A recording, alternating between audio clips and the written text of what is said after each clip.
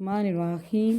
ایک شہر میں لکڑہارا رہتا تھا جو بہت ہی غریب تھا۔ لکڑیاں کاٹ کر اپنا گزارا بسر کرتا تھا، یہاں تک کہ اس پر بہت ہی زیادہ قرض چڑھا رہا ہے۔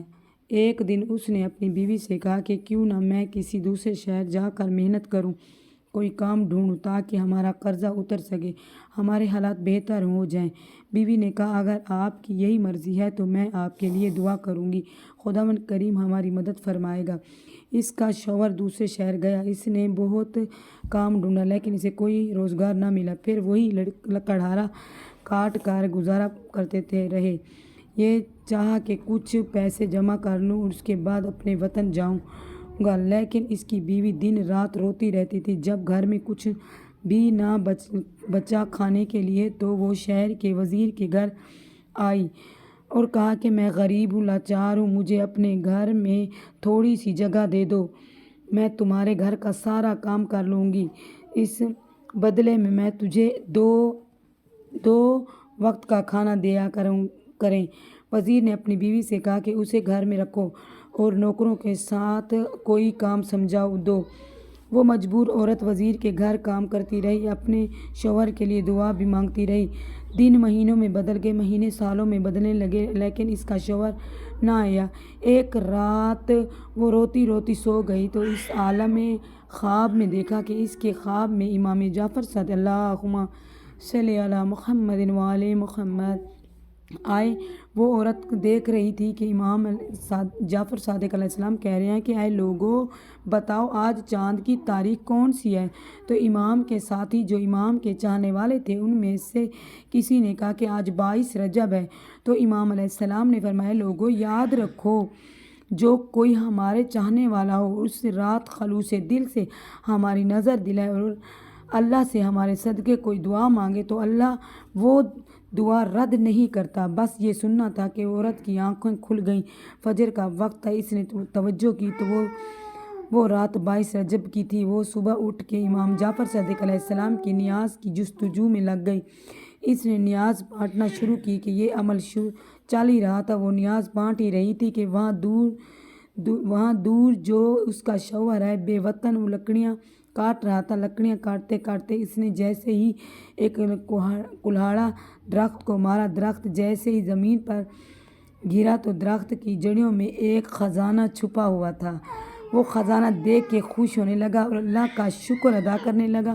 وہ خزانہ لے کر اپنے گھر آ گیا۔ اس نے اپنی بیوی کو لے کر اپنے آشیانہ محل بنوایا اور پرسکون زندگی بسر کرنے لگے۔ پھر بیوی نے اپنے شوہر کو بتایا کہ یہ جو کرم ہوا ہے یہ امام جعفر صادق علیہ السلام کے صدقے میں ہوا ہے۔ اس نے بتایا کہ امام جعفر صادق علیہ السلام میرے خواب میں آئے تھے اور انہوں نے فرمایا تھا کہ اس رات جو کوئی بھی نیاز تقسیم کر کے اللہ سے ہمارے صدقے میں جو دعا مانگے گا تمہارے حالات بدل جائیں گے۔ وہ دونوں میاں بیوی ہر سال 22 رجب کو امام جعفر صادق علیہ السلام کی نیاز دلاتے تھے۔ ایک دن اسی وزیر کی بیوی چھت پر گئی تو اس نے دور سے دیکھا کہ اسے عالی شان محل نظر آیا۔ اس نے اپنی کنیزوں سے پوچھا یہ عالی شان محل کس کا ہے؟ اس کی کنیزوں میں سے کسی نے کہا کہ یہ تو آپ کی نوکرانی کا گھر ہے جو کچھ دیر پہلے آپ کے ہاں خادمہ تھی۔ شہزادی نے کہا کہ اتنا بڑا محل کیسے بن گیا؟ اس کنیز کو بلاؤ۔ لکڑہارے کی بیوی کو بلایا اور لکڑہارے کی بیوی سے پوچھا کہ کیا تو نے اس وزیر کی بیوی کو تمام تر واقعہ امام جعفر صادق علیہ السلام سے جو منسوب تھا خلوص دل سے وزیر کی بیوی کو بتایا؟ اس نے یہ بھی بتایا کہ امام نے کہا تھا کہ اس تاریخ کو میری نظر دلاؤ، اللہ تمہاری مشکل آسان کرے گا۔ میں نے امام جعفر صادق علیہ السلام کی نظر دلائی اور اس صدقے میں میرے حالات بدل گئے۔ اور وزیر کی بیوی دل ہی دل میں کہنے لگی کہ اس سے تو بڑا جھوٹ میں نے آج تک نہیں سنا، توبہ نعوذ باللہ، یقیناً اس کے میاں نے کہیں سے چوری کی ہوگی۔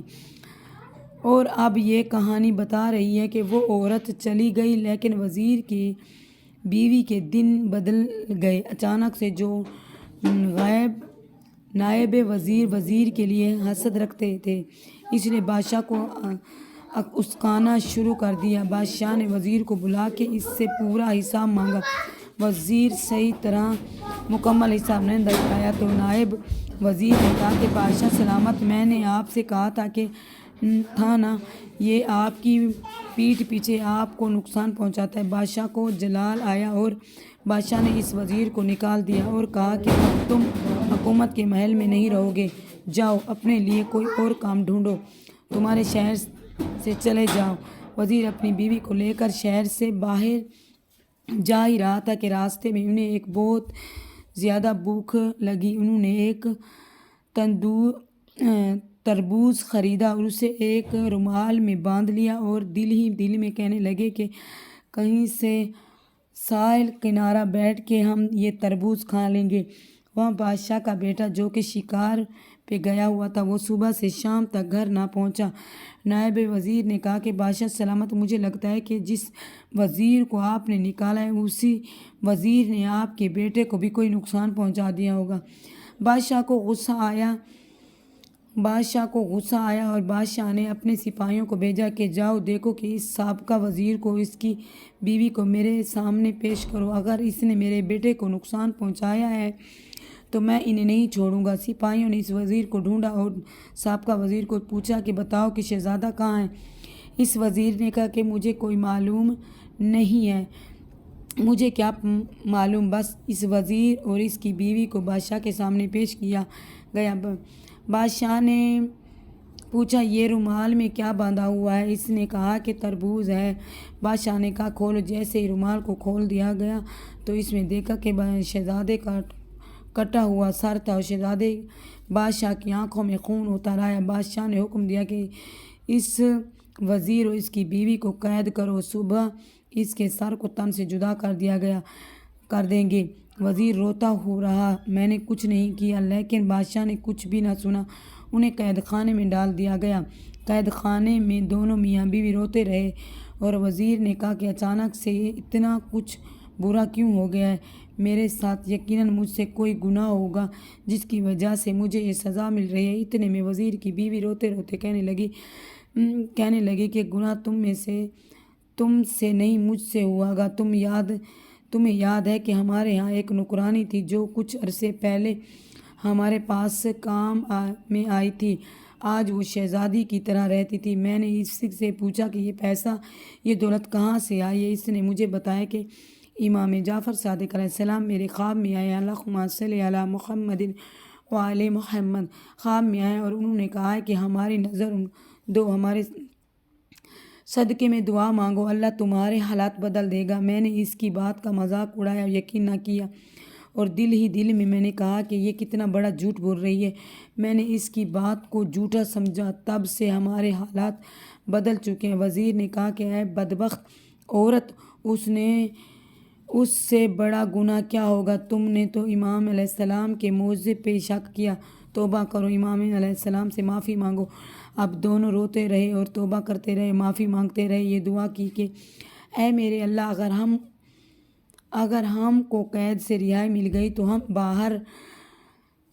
ہم ہر 22 رجب کو امام جعفر صادق علیہ السلام کی نیاز دلائیں گے۔ بس یہ دعائیں مانگ رہے تھے، رو رو کے سو گئے۔ صبح کا سورج طلوع ہوا، بادشاہ کا بیٹا شہزادہ گھومتا پھرتا اپنے محل پہنچا۔ بادشاہ شہزادے کو دیکھ کر حیران ہو گیا اور پوچھنے لگا تم کہاں تھے؟ شہزادے نے کہا کہ میں تو شکار پر گیا تھا۔ بادشاہ حیرت سے کہنے لگا پھر یہ سر کس کا تھا؟